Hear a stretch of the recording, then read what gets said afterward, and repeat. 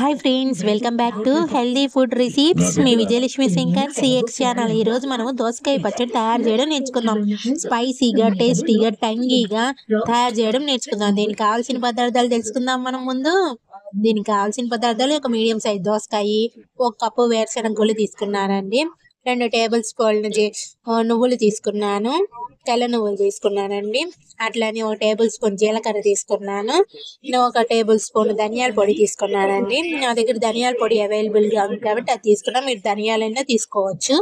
అట్లానే ఎండుమిర్చి ఒక 10 ఎండుమిర్చి తీసుకున్నాను, 2 రెబ్బలు చింతపండు కూడా తీసుకున్నానండి.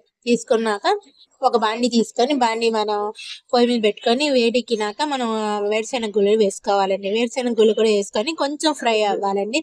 కొంచెం ఫ్రై అయినాక మనం తీసుకున్న ఎండుమిర్చి కూడా ఇందులోనే వేసేసేయాలండి. వేసేసుకొని కలుపుతూ మిక్స్ చేసుకుంటూ వేసుకోవాలి. తర్వాత జీలకర్ర కూడా వేసుకోవాలి. జీలకర్ర కూడా వేసుకున్నాక మనము నువ్వులు ఉన్నాయి కదండి, నువ్వులు కూడా వేసుకోవాలండి. నువ్వులు కూడా వేసుకొని కొంచెం ఫ్రై అయిపోయినాక ధనియాల పొడి వేసుకోవాలండి. ధనియాల పొడి కాబట్టి మీ దగ్గర ధనియాలు ఉంటే ధనియాలు కూడా వేసుకోవచ్చండి. ఏదంటే అది వేసుకొని బాగా ఫ్రై చేసుకోవాలండి. ఫ్రై చేసుకొని బాగా ఎక్కువ మాడిపోతే టేస్ట్గా ఉండదండి. మాడిపోకుండా లైట్గా ఫ్రై అయ్యేటట్టు చేసుకొని వేసుకోవాలండి. ఈ పచ్చడి తింటే చాలా బాగుంటుందండి. ఈ పచ్చడి దోశల్లోకి, చపాతీల్లోకి, రైస్లోకి, వేడివేడి రైస్లోకి చాలా టేస్టీగా ఉంటుందండి. చూడండి, ఇట్లా ఫ్రై చేసుకొని మనం పక్కన పెట్టుకోవాలండి. సేమ్ అదే బండిలో మనం కట్ చేసుకున్న దోసకాయ ముక్కల్ని వేసుకోవాలండి.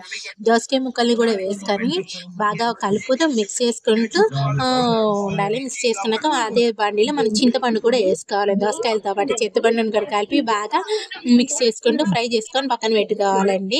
అట్లనే ఒక మిక్సీ జార్ తీసుకోవాలండి. మిక్సీ జార్ తీసుకొని మనం ఫ్రై చేసుకున్న ఎండుమిర్చిను, వేరుశెనగలు కూడా వేసుకొని కొంచెం పౌడర్లా చేసుకోవాలండి. పౌడర్లా చేసుకొని ఆల్రెడీ మనం దోసకాయ ముక్కల్ని ఫ్రై చేసుకున్నాం కదండి, అవి కొంచెం చల్లారినాక ఈ పొడి చేసుకున్న ఈ మిక్సీ జార్లోకి ఈ దోసకాయ ముక్కల్ని వేసేసుకోవాలండి.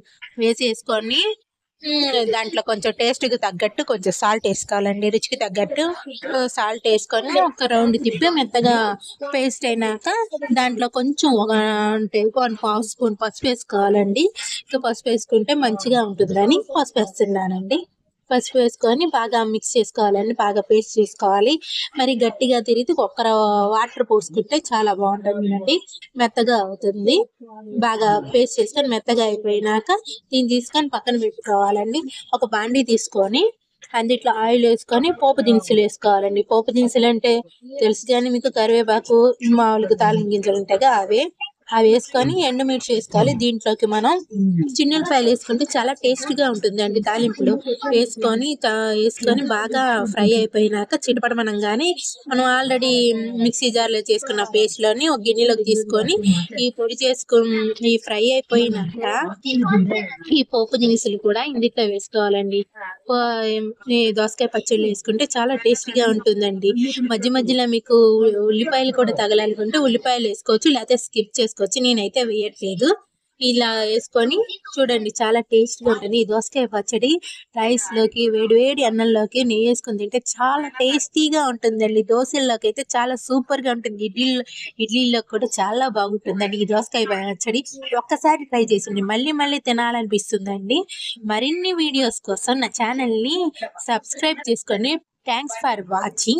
Please like and share and comment. Thanks for watching my channel. Thank you.